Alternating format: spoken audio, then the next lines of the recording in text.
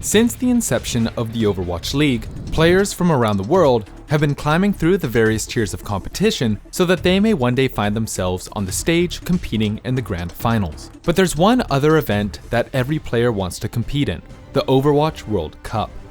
Since its first year in 2016, the Overwatch World Cup has always been a hyped up event at BlizzCon for fans of the game.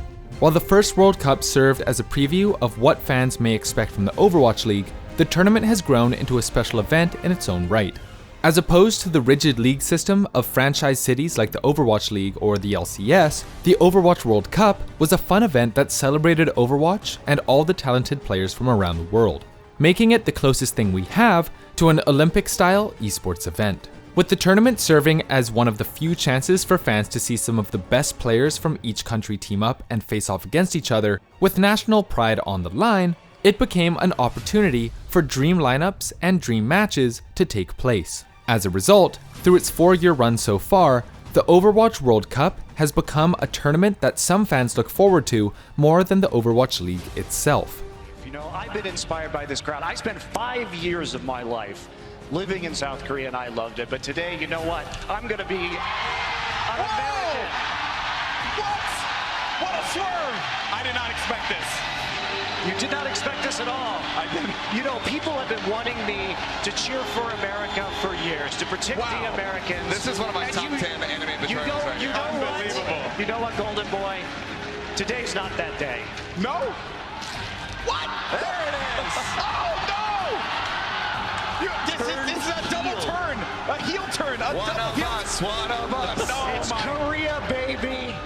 While the top countries tend to pick proven players from the Overwatch League, the Overwatch World Cup has provided lesser-known players from minor regions a chance to showcase their talent and make a name for themselves. This tournament put a spotlight on talented players like Thai Tank, Mickey, and Israeli DPS player EQO, all of whom made it to the Overwatch League thanks in part to their star-making performances in past World Cups. If it hadn't been for the World Cup, these players might not have had the same opportunity to be discovered. The World Cup brought with it some of the best storylines and rivalries the game has ever seen. From the battle between Team Korea and Team USA, leading to USA's eventual championship in 2019, to surprising underdog runs from Team Canada in 2017 and Team United Kingdom in 2018, the World Cup has never failed to deliver on amazing moments, even from the casters. Pulling the hammer and Hammersmith, and now he's going to bring it down one more time, and there it is! If there was any time, it was right there! And the United Kingdom complete the upset we never thought we'd see! Unfortunately, despite all the success of the World Cup and the eyes it puts on the game from non-Overwatch fans, the tournament still had its flaws. One issue was the rosters themselves. While it was out of the hands of Blizzard, there have been moments where countries didn't field the best roster due to visa issues or the decision-making of each country's committee. While it wasn't always a huge deal, it did mean that at times, the final roster fielded at BlizzCon may not have been the best competition. This was most noticeable in 2016, when Team France mostly consisted of popular streamers and Team USA featured popular content creator Steven Stir Surge, both of which drew some criticism from fans. Along with that, the timing of the tournament was unfortunate as it took place during the off-season of the Overwatch League. This meant that some players often decided against taking part in the World Cup for their respective countries, opting to take a break instead. At the end of the day, these flaws all point back to Blizzard, as there have been times when the Overwatch World Cup has felt like an afterthought from the developers of the game.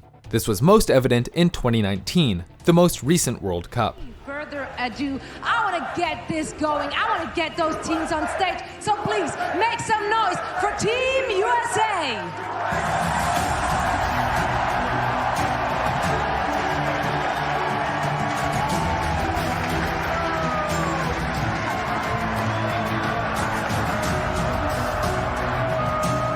Are we just going with Team China first? Fine with me. Please make some noise for Eileen on a damage-dealing position.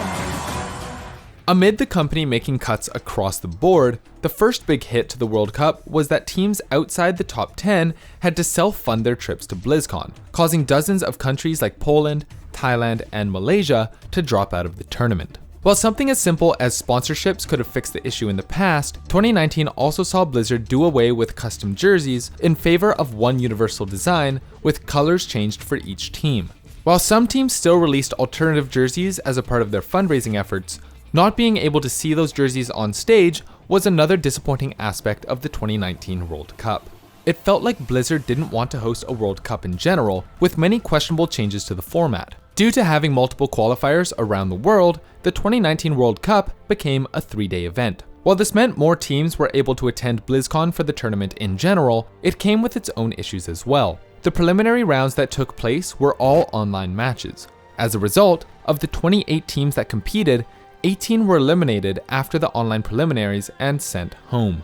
This is even more heartbreaking when you consider the fact that many of those teams were barely able to attend the tournament through the collective efforts of the community. The final 2 days each featured an entire section of the tournament, which caused the group stage and the playoffs to feel rushed.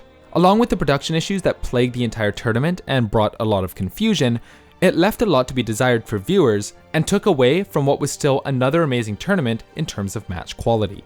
While the 2019 World Cup and recent budget cuts from Blizzard Activision paint a grim picture for the future of the Overwatch World Cup, what it accomplished during its 4-year run was still nothing short of amazing. It was a tournament that provided a breath of fresh air to fans and players alike. And while it was a fun tournament for everyone involved, it still had the high stakes and hype that one would expect from a tournament of its size. Along with that, the World Cup provided more than its fair share of incredible moments, and most importantly, helped many players that wouldn't otherwise have been discovered make a career out of the game that they love. So while there have been some issues with the World Cup, the good definitely outweighs the bad, and it still remains a special part of the competitive Overwatch scene. If 2019 does end up being the final World Cup ever, or if the tournament returns but is something of a letdown, the legacy of the Overwatch World Cup will always be remembered by the fans. This video is made possible thanks to our wonderful patrons. Massive thank you to everyone on this list, and shout out to Jason B, Brendan QB, David, Foxy, Iron, Lyra, Mauve, Sierra, Shampoo, Weeaboo, Spartacus, and Yashichi for being Platinum supporters. And an extra special shout out to Steven, Noodles, Marco, Mookie, and Orioriol for being Diamond supporters. We'd also like to extend an extra special shout out to Fool from the Art of Warfare for being our Grandmaster supporter. Your continued support is much appreciated.